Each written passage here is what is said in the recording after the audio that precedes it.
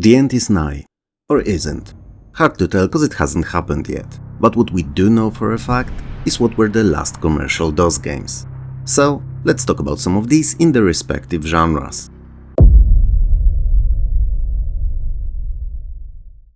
Young Si Pao Pao Long, or Brave Bubble Dragon, is basically a modern clone of Bubble Bobble. So, it took everything that Bubble Bobble did, raised it to the late 90s quality level in terms of both graphics and sound, and extended on the gameplay formula a little too. But the changes are so minimal that any players of the original can just jump straight in and start playing without noticing any obvious differences in the mechanics. So, the game is starring two cute as hell tiny dragons, and they have to battle their way through dozens of single-screen platforming levels, disposing of the enemies with bubbles and collecting food for points along the way. Bubbles are naturally used to trap the enemies within, and then can be popped to explode those enemies into non-existence and drop tasty and healthy fruit behind.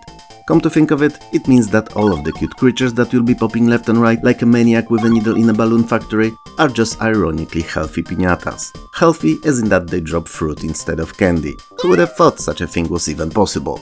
I mean, everyone knows that all the piñatas living in the world drop candy when popped and these somehow don't. Well, game logic I suppose.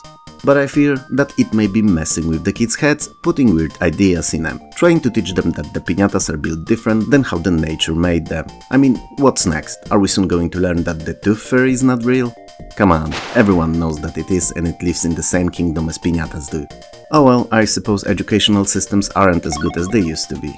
I'm exaggerating a little, not all piñatas in the game are fake and some drop sweets too, but there's a few of them and that's hella troubling. Anyway, other than just popping the enemies, bubbles can be used for traversal too. Our tiny dragons can jump on them happily and be lifted upwards to places otherwise unreachable, meaning that the bubbles can be used for platforming as much as for the escape from the bodies.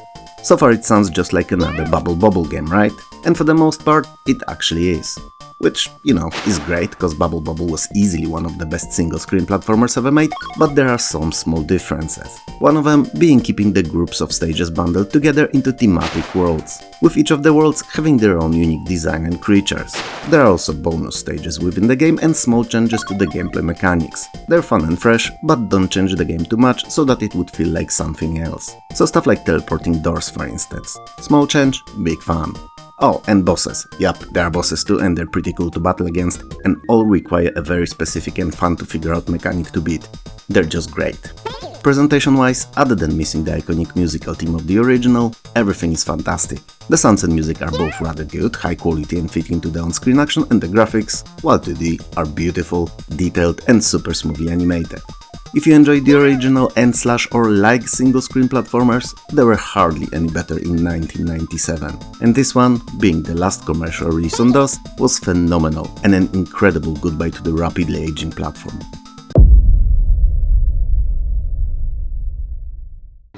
Queen was a cold British rock band that's responsible for many of the biggest hits of the 20th century. Their music mostly touched subjects of bicycles and other manually propelled vehicles, being stressed out and wanting to rock someone, whatever that may mean, most likely to sleep or with series of projectiles thrown at them. They also sang about not wanting to live very long time, definitely not forever, being a champion, either in nondescript sport or of the world, which is even more vague, and also a savior of the universe. You know, fun stuff no one understood then and no one understands to this very day. And that very music was also remixed and used as a soundtrack for Queen DI, the game that we'll talk about today.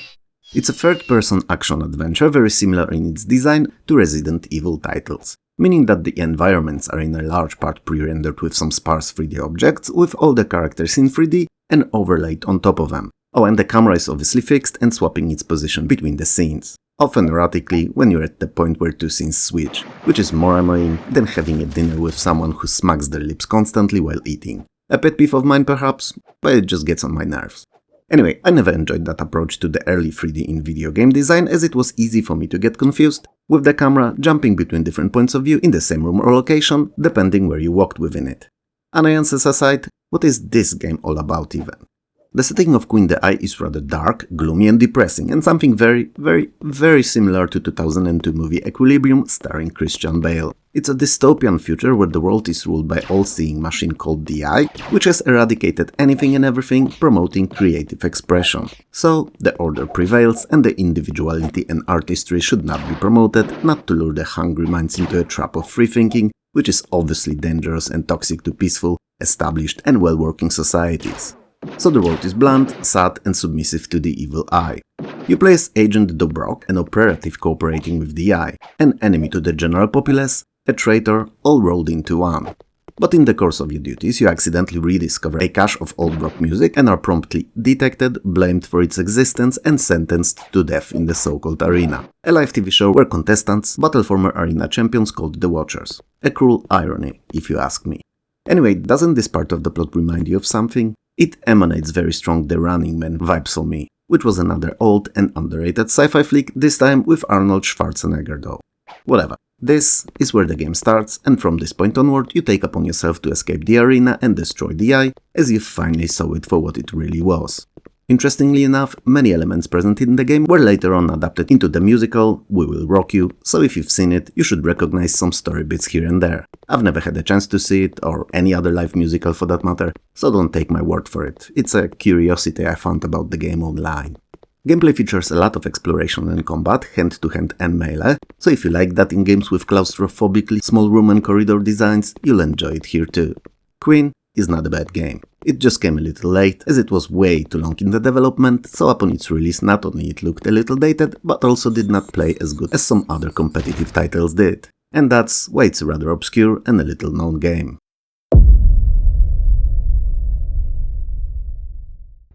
Darklight Conflict is a rather good space combat simulation, and one that offers a very believable space physics, which I felt was worth mentioning here, as it's not a given even in games in the genre today. The game's story is pretty stupid. I mean, more stupid than most plots are in FMV games, which are known to be notoriously bad in that regard. That's really fine though, as after the first few minutes you'll stop caring about it, focusing on fighting your way through this action-packed chunk of space, destroying what feels like entire planets worth of alien ships. So, you're the human. Yes, not a human, but the human. That's how they call you in the game at least, and you're Space Navy pilot, captured by the alien race of Reptons and genetically modified to serve as their pilot drone in a war with another aliens, known only as Ovons. Now, why would a superior to us technologically advanced alien race need to abduct someone to pilot their crafts? It's hard to tell. The game suggests that they've no skill in that whatsoever, but then again, you see them later on chasing you in their ships in the story, so, you know, like I said, the plot is dumb. What we do know though, and what I have no doubts about, is that you're the deadliest pilot this side of the game's local sun. Or star. It's a star and not the sun, sun is the name of our star, whatever. In Darklight Conflict, you'll be piloting one of 3 different Repton crafts, occasionally captured enemy ship, and in some missions, you'll be in a turret on a huge-ass mothership, pewing maniacally at the enemies coming at you in dangerously high numbers.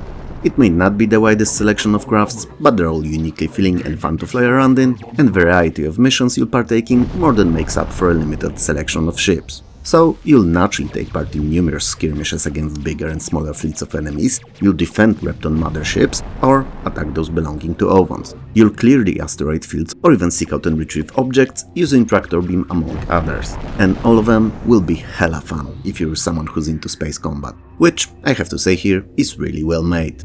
The aforementioned physics are spot on and influencing everything, from how your ship behaves to the inertia of shipwrecks or debris after explosions, moving within the confines of the simulation and reacting to one another when they collide, it's a beauty.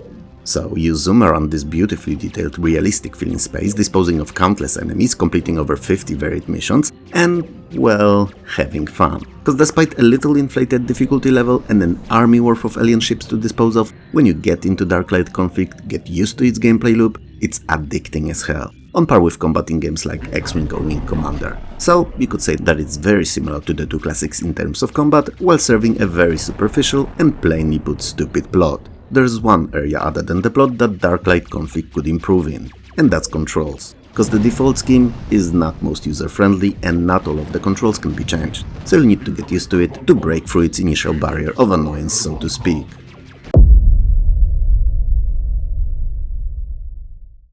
Realms of the Haunting is a mixture of a survival horror adventure and first-person shooter. It's an unusual concoction, but one that surprisingly works pretty well and is the last game in its subgenre to release commercially on DOS. It uses improved version of Normality's engine and serves a very deep and well thought out occult adventure, using heaps upon heaps of full motion videos spread over 4 game CDs. While you're experiencing the game world through the first-person viewpoint, there's a free-floating mouse hand on the screen at all times, and it's used to interact with objects in the game. So you'll be leaving your greasy paw prints everywhere, touching anything and everything, investigating the locales that you'll visit.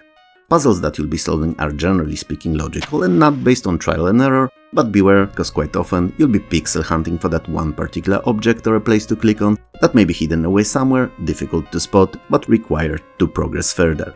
Like I said, you'll touch a lot of it, to the point of it being borderline a fetish. It's not a game-breaking issue, not an issue at all actually, just the way that the game was designed. But definitely something worth mentioning so that you know what to expect. Story-wise, Realms of the Haunting starts off as a typical haunted house story in which you play as Adam Randall, a son of a deceased priest who ventures into his late father's seemingly haunted estate to investigate the mysterious circumstances of his death. Soon enough, however, in fact as soon as you enter, the doors creepily shut behind you, leaving you with no means of escape and a mystery to solve. Mystery that will eventually evolve into full-on end-of-the-world occult-based drama. As the game progresses, you'll meet a psychic, Miss Rebecca Trevisart, who will offer her guidance as you'll both work towards leaving the cursed house. House that turns out to be an old satanic temple filled with both demons and evil spirits. Also, and that's a side note only, quite modern, drinkable spirits in form of various finely aged bottles of whiskey. Yummy! And unwashed dishes and dirty laundry too. But that is one thing you're not there to sort out. You will learn, however, that the person who sent you to your late father's home is actually a 500 years old sorcerer who's bent on a world destruction, and also that you're the so-called chosen one, like Neo in The Matrix, but less flashy and with no leather duster or sunglasses. All in all, as survival horrors go, and especially those played from the first-person perspective and released in the 90s, there was hardly anything better, and Realms of the Haunting, with its over 40 hours long adventure, is worth every minute spent at it.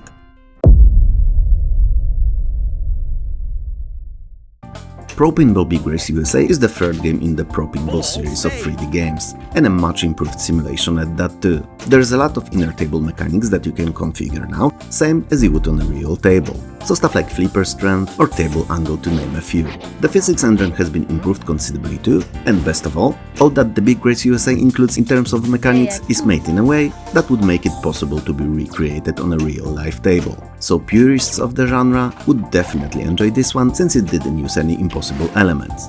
There's even a difficulty slider this time, and that's a pretty important but Big Race USA is rather difficult regardless of what level you choose. I mean, it's not impossible to enjoy because it's fantastic, but it really demands that you give it your best, and even if you will, it will still keep you on your toes. Which, you know, for some may be a problem, but for fans of the quote-unquote real thing, it's exactly what they were hoping for in a pinball simulation. Because yes, unlike many of the games in the genre, I would actually not consider Big Race USA a pinball game, but a pinball simulation. A product so close to life, so deeply configurable and well put together that it took many years for other games to come close. And yeah, while I love my pinballs, I'm not great at them. So personally, I tend to lean towards those more arcade-centric games, but true pinball fanatics will absolutely love this one, I've no doubt about that. Now, as the title and footage you're watching may have given away already, Big Race USA comes with one table only, and it follows a crazy perhaps, but perfectly realized in a pinball form idea of being a taxi driver and traveling across the US, picking passengers along the way. It's filled with various minigames and submissions, both on the table and dot matrix display, so you may be trying to grab a bonus bonanza performing U-turns, you'll go for the switches in the mall mayhem, and drive a cab train to wreck as many cars as possible in the dot matrix minigame too. And these are just a few of numerous fun bits and pieces Big Race USA is built out of that will keep you engaged for hours on end. And even more than that, if you have someone to play against. Because same as with most other games, pinballs too are best appreciated with others when a little competition gets mixed into gameplay itself. Simply put, Pro Pinball's presentation is outstanding. At the time of its release, the game had no real competition when it comes to the quality of graphics, and the only thing it could really be measured against were the real-life tables. That's how great it looked. Sounds are quite excellent too, and all the bumpers, switches, even the table surface when the ball moves over it sound like the real deal, and make the whole package feel extremely realistic. And that brings us to the fun factor, which, you know, is not always in pair with the presentation. We've seen hundreds of examples of great looking and sounding turds, and opposed to that, super fun playing titles built out of ancient graphical elements with PC speaker sounds. So I'm happy to report that Big Race USA does not fail here either, and is as addicting as the real thing. Perhaps more, as you don't have to keep dropping coins to play. So yeah, that's worth keeping in mind. I think that we've covered a fun set of games today, and that they're all worth a playthrough to this very day. What do you think of them though? Let me know in the comments below. If you liked the video, hit those like and subscribe buttons below, and maybe share it too, it helps more than you know. If you didn't, then don't naturally. It was fun talking to you as usual, and I'll see you, or more accurately, talk to you very soon.